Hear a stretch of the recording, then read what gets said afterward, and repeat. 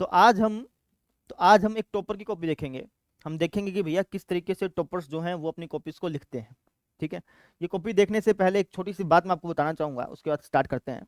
छोटी सी बात ये है कि हमारा अनअकैडमी पर एक फ्री क्लास आ रही है, जो कि आएगी कल शाम 8 बजे, यानी कि शनिवार शाम 8 बजे आएगी। ठीक है। और इसके अंदर हम क्या करेंगे, एमसीक्यूज करेंगे, मल्टीपल चॉइस क्वेश्चन, जिसमें chapter first, two, three, four, ये चारों चैप्टर्स के एमसीक्यूज आ जाएंगे। तो इस क्लास को देखना ना भूलिएगा। लिंक डिस्क्रिप्शन में है, उस पर क्लिक करके नोटिफाई मी वाला बटन मिलेगा आपको वहां पे, उसको दबा लीजिएगा, ताकि जैसे ही क्लास चालू हो तो आपको मालूम चल जाए। ठीक है। ये क्लास बहुत इंपॉर्टेंट है, और खासतौर पे बिहार बोर्ड वालों के लिए, उनके लिए तो बहुत ज़्यादा इंपॉर्टेंट है। वैसे तो सभी बोर्ड के लिए है, लेकिन उनके लिए तो भैया बहुत ज़्यादा है। ठीक है। तो शुरुआत करते हैं भाई। ये जो टॉपर कॉपी है ये मैंने सीबीएसई की वेबसाइट से डाउनलोड करी है। सीबीएसई ने 10-20 टॉपर कॉपी ढाली हुई है, तो उसमें से मैंने ये टॉपर कॉपी उठाई है। ठीक है। इस टॉपर कॉपी में हम क्या देखने वाले हैं, इस टॉपर कॉपी में हम देखने वाले हैं कि भाई जो टॉपर्स बच्चे होते हैं वो किस तरीके से लिखते हैं। क्या उनकी आंसर शीट में खास बात होती है जिससे कि उनके 100/100 मार्क्स आ जाते हैं। ठीक है। तो इसको हम देखो, इसको हम एनालाइज करेंगे। ठीक है। एक बात मैं आपको बता देना चाहूंगा कि भैया आप ये मत समझिएगा कि जैसे इसने लिखा है वैसा ही सेम छापना है, ऐसा कोई जरूरी नहीं है। सीबीएसई ने अपनी वेबसाइट पर 10-12 टॉपर कॉपी ढाली हुई हैं। उसमें से मैंने जब हर चीज़ को, हर पेपर को एनालाइज किया, तो मैंने पाया कि भाई हर बच्चे का लिखने का तरीका अलग है, हर टॉपर का लिखने का तरीका अलग है। तो आप ये मत सोचेगा भाई जैसे इसने लिखा हुआ है सेम टू सेम वैसे लिखना है, ऐसा कोई जरूर नहीं है। लेकिन कुछ कॉमन बातें होती हैं जो सारे सारे टॉपर फॉलो करते हैं। जैसे पहली खास बात तो ये होती है कि भाई वो है ना साफ सुथरी लिखाई में लिखते हैं, कटिंग नहीं करते, है ना। कई बच्चे तो है ना, जैसे मैं सैम्पल पेपर के टेस्ट लिए थे, तो कोई बच्चे क्या करते हैं, वो जो टेस्ट देते हैं ना वो ऐसे रफ कॉपी की तरह दे देते हैं। वहीं पे उसने जैसे ये सवाल किया वहीं पे रफ कॉपी पे काम कर दिया। ऐसे नहीं देना होता भाई, साफ सुथरा लिखो, जितना साफ सुथरा लिखोगे उतना बढ़िया रहता है ना। तो ये खास बात अब होती है सभी टॉपर्स कॉपी में, एक तो वो साफ सुथरा लिखते हैं, कटिंग कम से कम करते हैं। अच्छा, एक खास बात और होती है कि वो जो ग्राफ होता है ना वो बिल्कुल साफ सुथरा बनाते हैं। जैसे आप ये ग्राफ देख सकते हैं, बिल्कुल साफ सुथरा बना रखा है। ठीक है ना। तो ग्राफ जो है बिल्कुल साफ सुथरा बनाइए, डायग्राम जो है बिल्कुल साफ सुथरा बनाइए, और बड़ा बड़ा बनाइए। सैम्पल पर चेक करता हूँ तो बच्चे क्या करते हैं, छोटे छोटे से ऐसे ग्राफ बना देते हैं, है ना। शंकु का ग्राफ बनाओ, छोटा सा ग्राफ बना देंगे, ऐसे बना देंगे। बड़ा बड़ा बनाओ भाई ग्राफ। ठीक है। तो इन चीज़ों का आप ध्यान रखिए, है ना। जैसे इसने देखिए, इसने ग्राफ कितना साफ सुथरा बनाया है ना। हालांकि शंकु का ग्राफ था तो इसको कुछ इस तरीके से बनाना चाहिए था, लेकिन हमें तो अच्छी बातें फॉलो करनी है ना। तो आप ये देख सकते हैं कि भैया ग्राफ जो है वो कितना साफ सुथरा बनाया है। ठीक है। समझ में आ गई। हो सकता है कि इसने कुछ गलतियां भी करी हों, तो हम गलतियों पे फोकस नहीं करेंगे, हम जिस इसकी जो अच्छी बातें हैं उन पे फोकस करेंगे। तो शुरुआत करते हैं। तो इसने पहले ग्राफ बनाया साफ सुथरा ग्राफ बना के उसकी डिटेल लिखी है ना। सारी डिटेल बताई है कि भैया यहाँ पे एक्स क्या है, वाई क्या है, इसकी त्रिज्या क्या है, ऊंचाई क्या है, सारी चीज़ बताई है ना। ऐसा नहीं कि सीधा सॉल्यूशन स्टार्ट कर दिया, ऐसा नहीं है। और यहाँ पे देखो इसने लिखा है कि भाई दोनों तरफ एक्स के सापेक्ष अवकलन करने पर। ठीक है।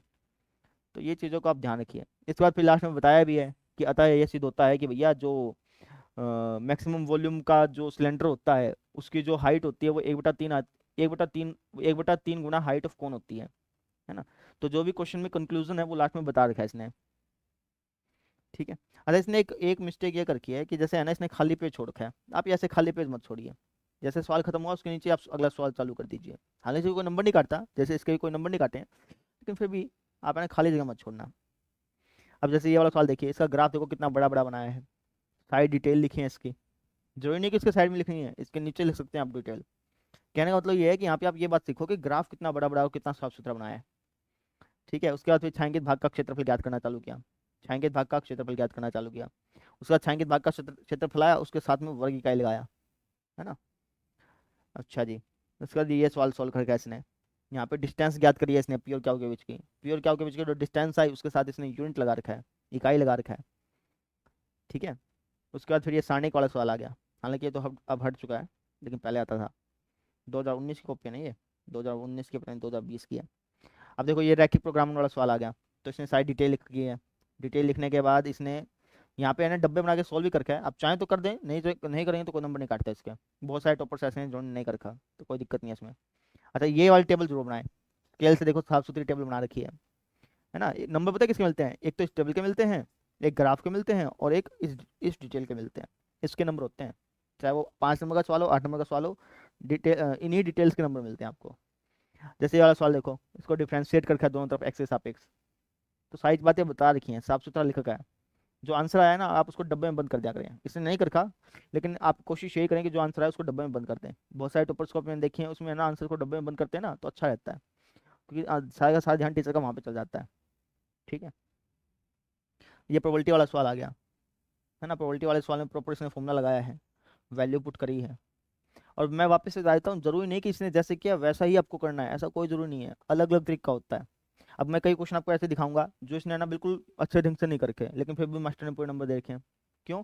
क्योंकि जो फर्स्ट इंप्रेशन होता है ना, वही आपका लास्ट इंप्रेशन होता है। अगर आपने स्टार्टिंग में बिल्कुल अच्छा अच्छा कर दिया तो टीचर बस वो पेन चलाता रहता है, वो इतनी जानकारी नहीं देता। अभी मैं तो आपको एनालाइज करके दिखा रहा हूँ, मैं तो आपको सारी चीज़ बता रहा हूँ कि भाई ये चीज़ आप कर सकते थे, ये चीज़ आप कर सकते थे। टीचर इतना ध्यान नहीं देगा। अगर आपके सवाल सही हैं, अगर आपने बिल्कुल साफ सुथरा लिखा है तो टीचर ध्यान नहीं देगा, वो टिक्का मारता रहेगा। ठीक है, देखो differentiate both side with respect to X, X से सापेक्ष दोनों तरफ अवकलन करने पर, है ना। जैसे आपका ये आंसर आया तो आप इसको डब्बे में बना करके आप ऐसे लिख सकते हैं, और अच्छा रहता है। अच्छा, ये जैसे ये वाला सवाल है तुलता संबंध वाला, तो इसने दिखाया कि भाई सबसे पहले हम सब तुल्य दिखाएंगे, फिर सम्मित की बात करी, फिर उसके बाद संक्रामक की बात करी, तो बिल्कुल साफ सुथरा लिखा हुआ है इसने, है ना। अब ये ग्राफ आ गया, ग्राफ में देखिए हर लाइन की इसने इक्वेशन ढाले नहीं ढाले, ढाल रखी है। अब देखिए ये लाइन है, इसकी इक्वेशन यहाँ पे ढाली हुई है ना। ये लाइन है, इसकी इक्वेशन यहाँ पे डाली हुई है, कहाँ गया, इसकी इक्वेशन यहाँ पे डाल रखी है। ठीक है, तो इस तरीके से इक्वेशन ढालनी होती है। हालांकि यहाँ पे देखो, यहाँ पे मिस्टेक्स है वैसे देखे जाए तो। इस लाइन की जो इक्वेशन है वो होती है X plus Y equal to 50। ठीक है, तो यही तो मैं आपको बताने जा रहा हूँ कि अगर आपका फर्स्ट इंप्रेशन अच्छा है तो टीचर ध्यान नहीं देगा, वो टिक मारता रहेगा।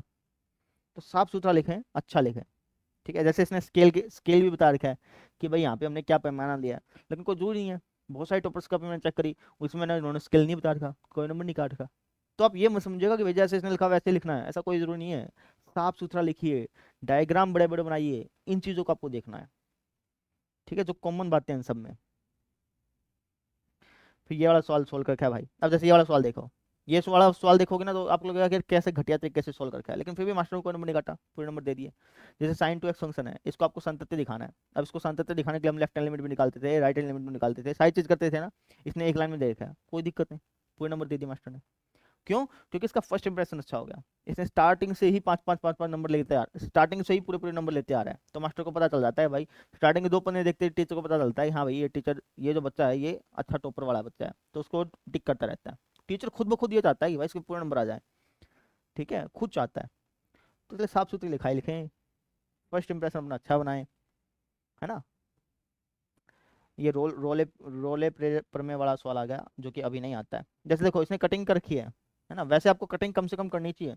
अगर आपको कोई लगे ना भाई इस सवाल में कोई दिक्कत हो सकती है, लिखने में कोई दिक्कत हो सकती है, आप फटाफट से रफ में निकाल लिया करें।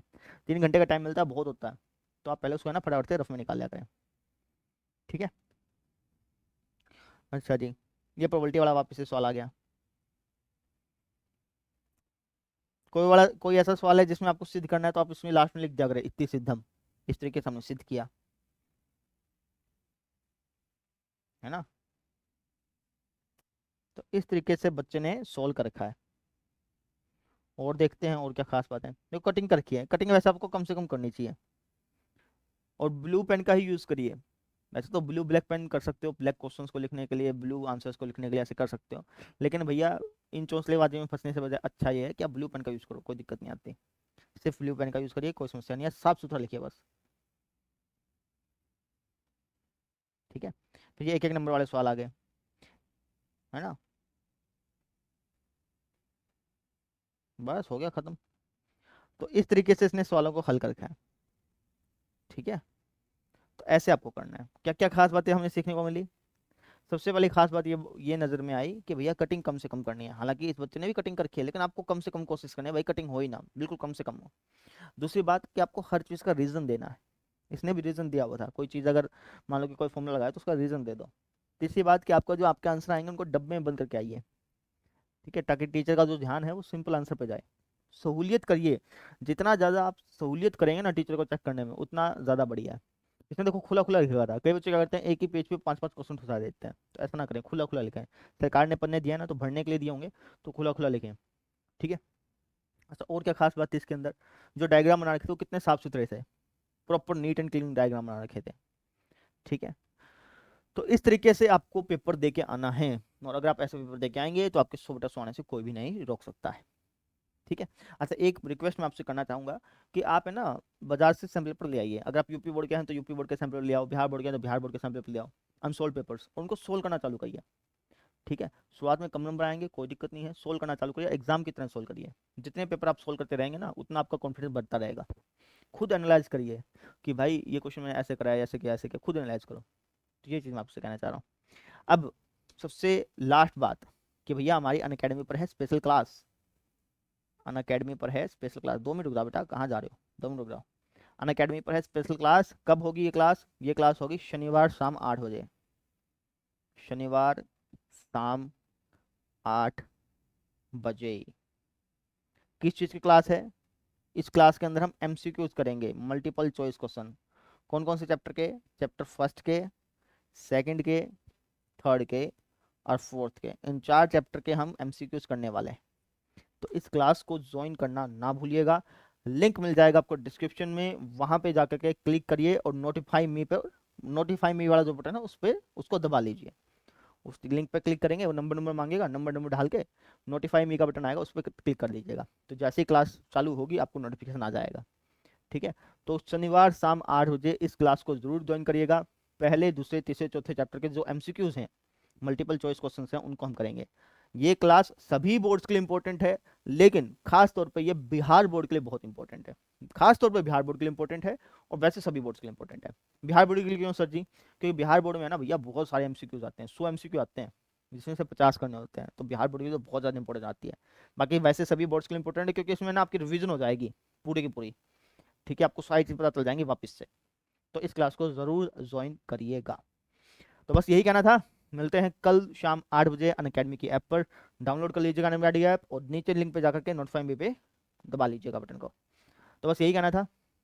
Thank you.